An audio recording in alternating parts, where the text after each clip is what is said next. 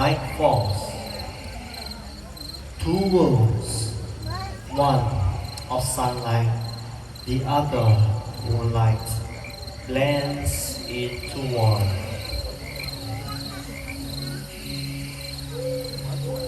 Animals like the white raccoon searches for last bits of food before heading home for the night.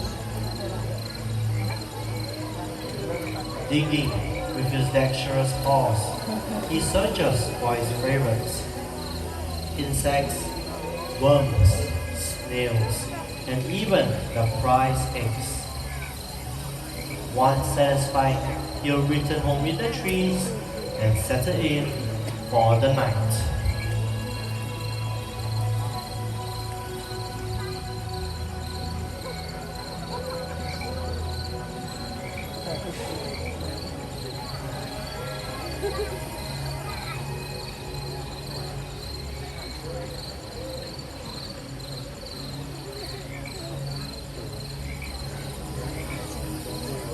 As daytime animals settle down to sleep, the forest comes to life. Hidden amongst the shadows, nocturnal animals emerge from the dark silhouettes of the forest. With a body designed for speed and agility, a ghost-like mother fox appears in the forest clearing. Known for their clever nature, this fox is a versatile and skilled hunter. Using his sensitive night vision and powerful sense of hearing and smell, he searches for their elusive prey.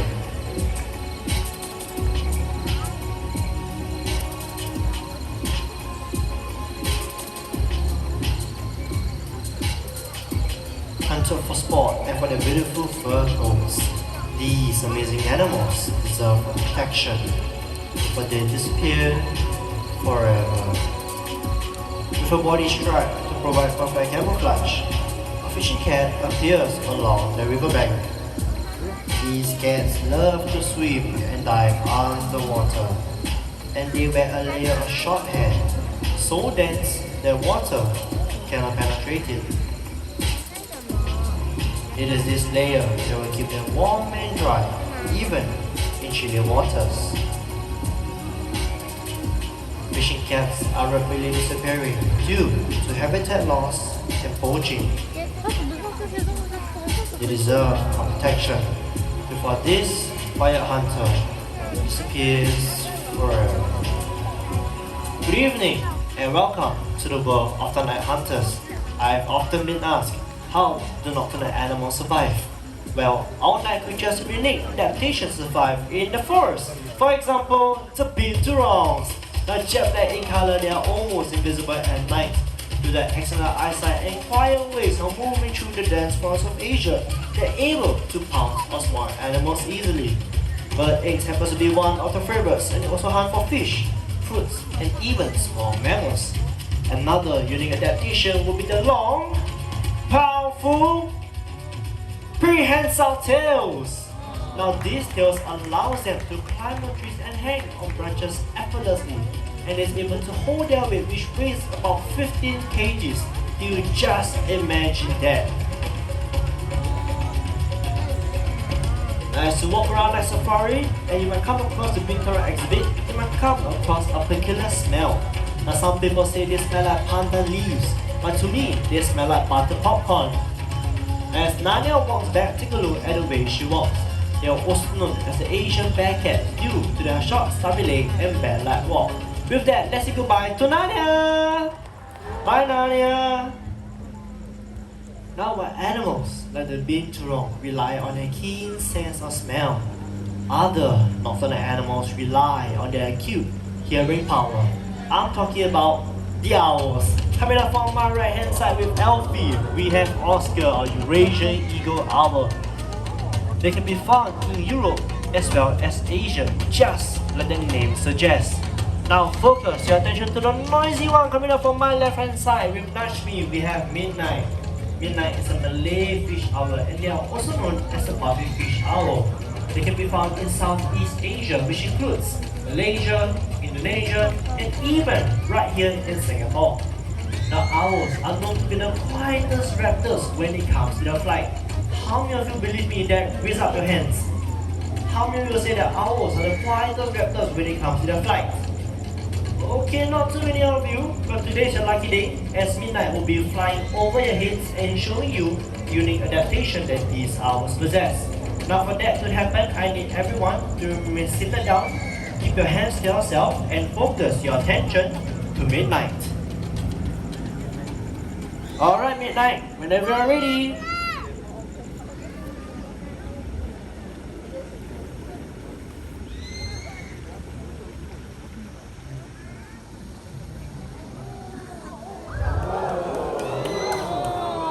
There we go. Now wasn't that a wonderful flight? Let's give a round of applause to Midnight, everybody. Now while Midnight is going to take some time to return back to the trainer's glove, I'm going to ask you guys a few things. Now when Midnight flew over your head, do you realize any sound coming from his wings? No, okay, how about his mouth? Yes, because it's a very talkative bird. Now the reason why owls are able to fly so suddenly is because they have softened edge wing tips which allows them to fly suddenly over fields to catch their prey. Now talking about prey, they also hunt for rats, mice, and even fish. And with that, let's give a round of applause to both Midnight as well as Nashmi for the wonderful trip back. Thank you. Now I forgot about lovely Oscar over here. Oscar right here is going to show you another unique adaptation that these owls possess. I'm going to grab this perch and let Oscar settle down. Well, I'll ask you guys another question. Now owls are known to be able to turn their heads to a certain amount of degrees. But the question is to how many degrees? Show your answers. 360, okay, someone in the crowd? 270, okay, how about this side, anyone? No, okay, how about this side, any answers? 180, 270, some more? This side? For 500? 270, okay, 270, so we have anyone else? 360, okay, so we have 360, 270 and 180. Now for those that say 360, give yourself a round of applause so that they can try harder next time. Now for those that say 270, you are correct. Now, if Oscar were to do 360 and above, his head will just pop off. Now you don't really want to see that, right? Now I believe I have done too much talking. I'm gonna get Alfie and Oscar to show you how it's done. Take it away.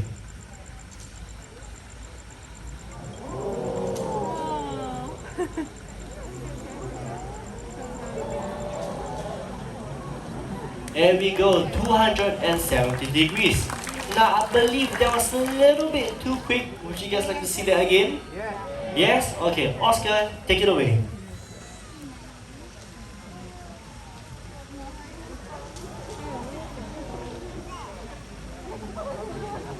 There we go, 270 degrees. Let's give a round of applause to Oscar as well as Alfie.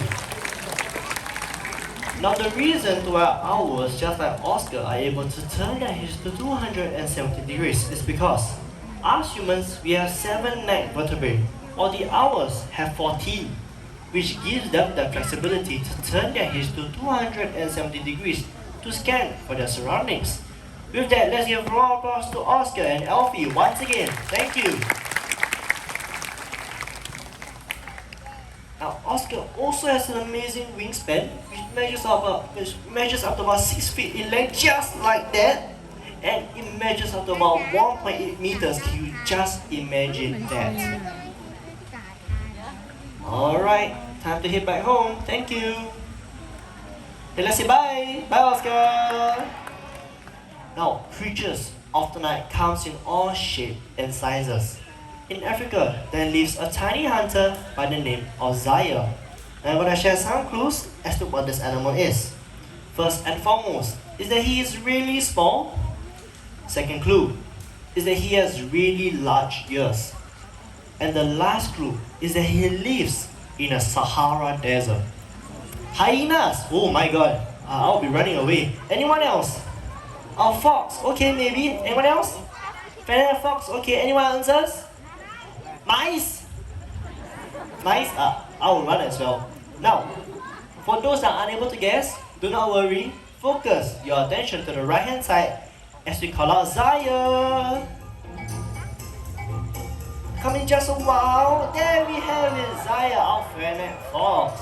Now, fennec foxes are native to the Sahara Desert and they are good at jumping not only vertically but also horizontally. They can leap up to 1 to 1.2 meters in length, just like that. Now in the Sahara Desert, they will dig for food with a sharp and curved claws, looking for things like small insects, small mammals, and even scorpions. I remember when I told you that they have really large ears? Well, these ears serve as an important function as it helps them to listen out for prey, as well as predators sneaking up behind them. And also it helps them to keep cool under the hot weather. There we go, look at that wonderful jump! What an amazing jump, Zaya. Alright, last few chances to take some pictures of Zaya before he heads back home. And there he goes. Bye, Zaya! Now, wasn't that very cute? Yeah, the trainer? No? No, okay. Yes, okay, well done. Okay, now for the next segment, we are still gonna stay in the African continent. For that to happen, I need everyone to remain seated down, keep your flashes off, and keep your mask on.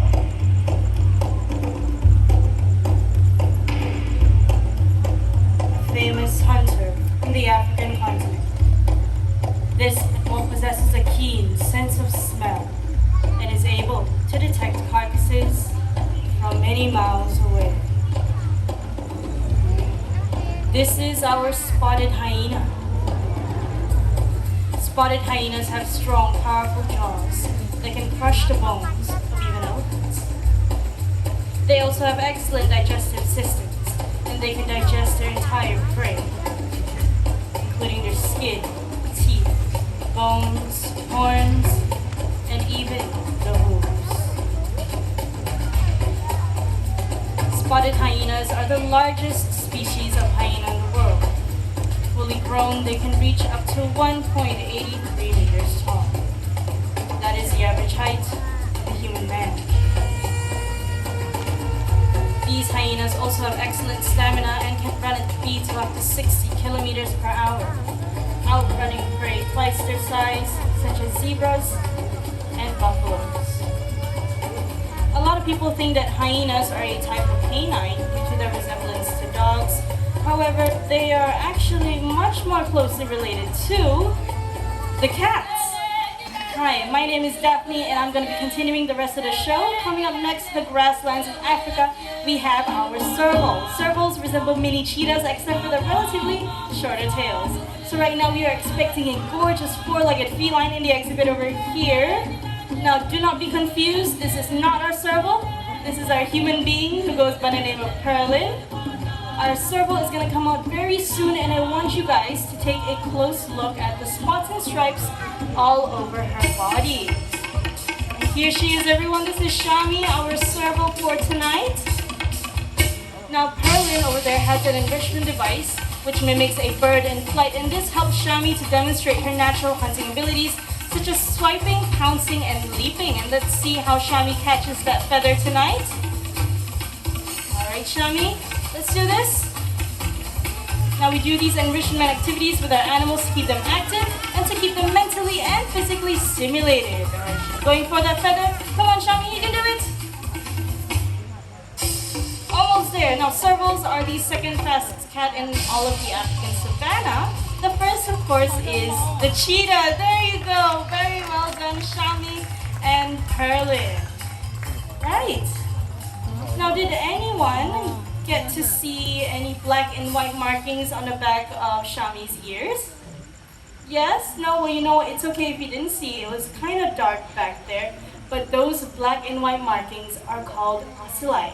They act as a natural deterrent against predators sneaking up from behind them. This is because they kind of look like eyes in the dark. Now, as you're touring around the night safari, you will come across many different species of endangered animals, just like the serval you saw earlier on. Every year, around 300 species of animals go extinct, and if we don't do anything about it, the number will keep getting bigger. Hello, excuse me?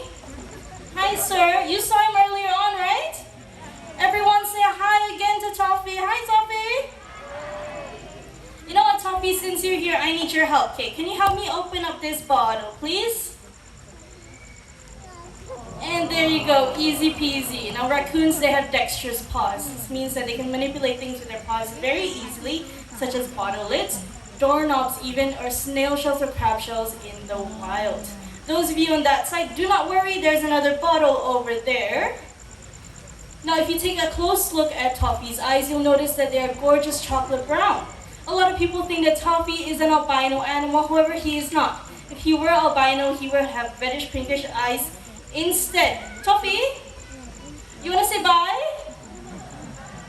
Toffee, you know, he's a very busy raccoon, right? Let me just put this back. Unfortunately, raccoons like Toffee have been regarded as pests in other countries. But it is not entirely their fault. Our towns and cities have come too close to their natural habitat, and this forces them to come into our homes to feed and to survive. But we can do our part to prevent that. Well, as our journey comes to an end, let's not forget the lessons that we've learned tonight. From the owls in the skies to the raccoons on the forest floor, they want to remind us to protect their cousins in the wild and the fragile environments that they call home. What you do makes a difference, and you must decide what kind of difference you want to make. Because the greatest threat to our planet is the belief that someone else is going to save it for us. Thank you all for joining us here at the Creatures of the Night presentation. I hope you all had a wonderful time. My name is Daphne. This is Perlin with Midnight, our Malay fish owl. This is Alicia with Rainbow, who is our great horned owl. And our sounds and lights for tonight is Rosali. Thank you guys for joining us. Thank you. Take care. And good night.